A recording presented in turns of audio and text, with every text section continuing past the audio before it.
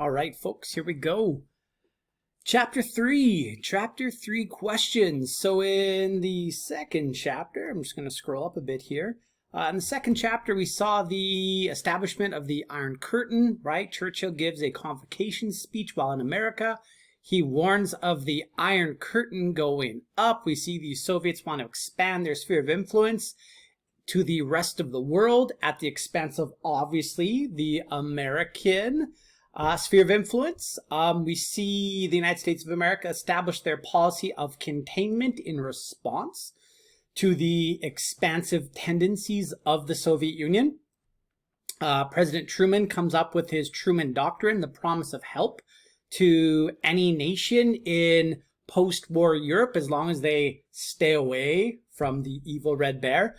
And then we get the Marshall Plan, right? The Marshall Plan is a massive economic package for the struggling nations of Europe after their domination by the Nazis.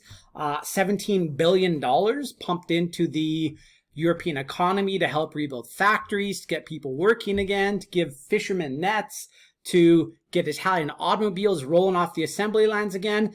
And it does a really great job. This is America doing great things in the world, helping nations really with no strings attached insofar as they don't turn towards communism.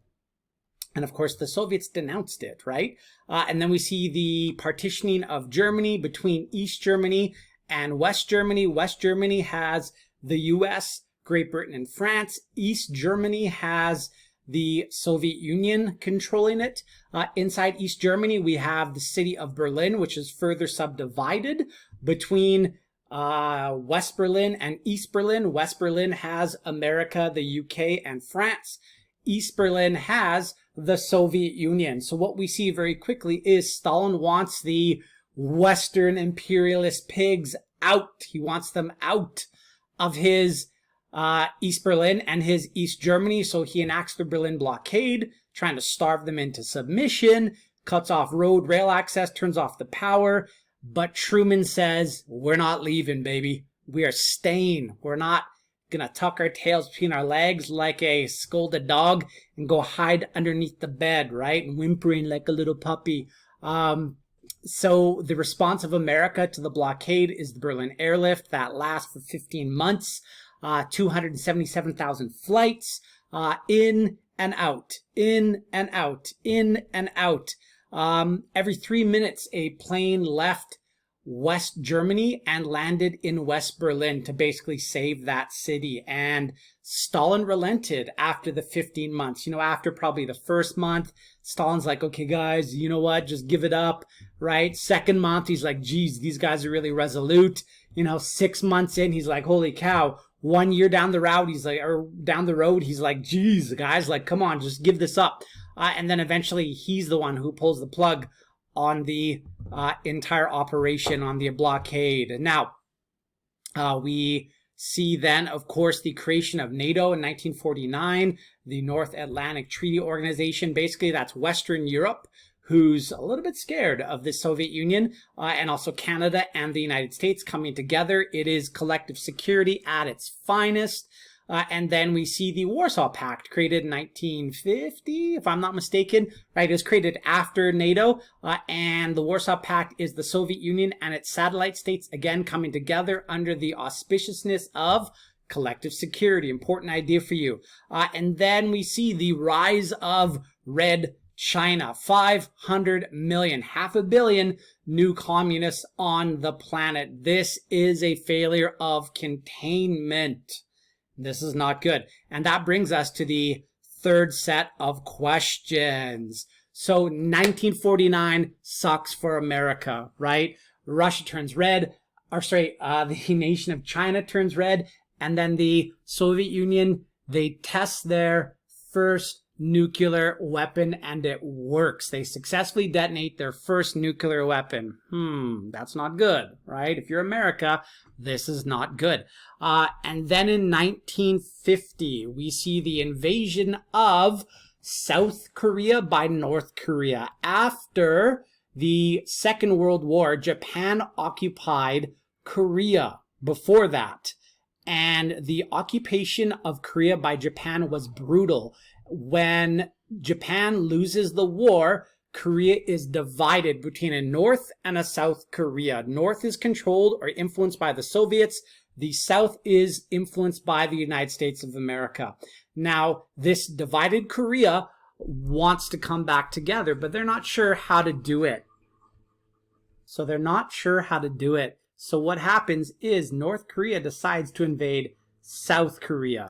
All right, so question number 17 says North Korea is to democracy or communism as South Korea is to democracy/communism. North Korea, if you know anything about world history, you know that North Korea is a collectivist communist state. And at that time, the leader of North Korea was a dashing North Korean man by the name of Kim Il-sung.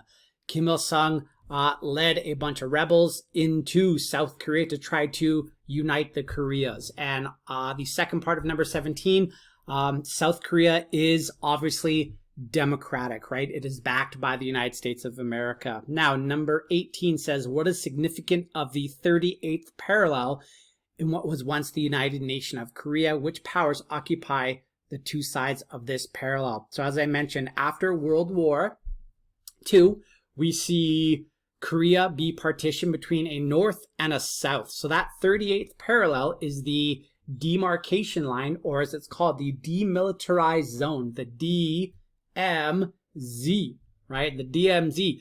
And to the north of the DMZ, obviously North Koreans, to the south, the South Koreans. And that area of the world has been a source of some rather tense interactions in recent history. Now, number 19, which three different groups of communists collaborate to help attempt to defeat South Korea? So obviously North Korea, duh, right? The second one are the Russians. No big surprise there, right? They're the grandpappies of this whole communist thing. And then we get the young upstart Chinese Communist Party as well, getting involved in the attempt to turn Korea totally red, red being the color of communism. And then we see the response of the United States of America. So the US is helping prop up the South Korean government at this time. The North Koreans invade, backed by the Russians and backed by the Chinese. The response of Truman was to go to the UN and declare it a police action. What essentially they wanted to do in Korea was to reestablish that 38th parallel. So this wasn't just the United States of America, although, to be honest, it was mainly an American fighting force. The force was overwhelmingly American. You can Google it and check out the percentage of the number of soldiers fighting there. But Truman didn't want this to appear like it was just the US going it alone. So he acted through the UN. The mission was to reestablish the 38th parallel. And this, of course, is where we see the great General Douglas MacArthur. He has orders from the President Truman, and from the UN to reestablish that 38th parallel. And then number 21 asks the question, why did America get so heavily involved in the Korean War? The answer is always containment. Everything America does in the Cold War is under the pretext of containment. So, Mr. Crosby, why does America get involved in Korea? Containment. Why do they get involved in Vietnam? Containment. Why do they get involved in Afghanistan? Containment. Anywhere where there's fighting and it involves America, it's under the idea of containment. It's to stop the red from spreading. All right, that is section number 3. We move on to number 4 soon. Peace. Love you guys. Keep on learning.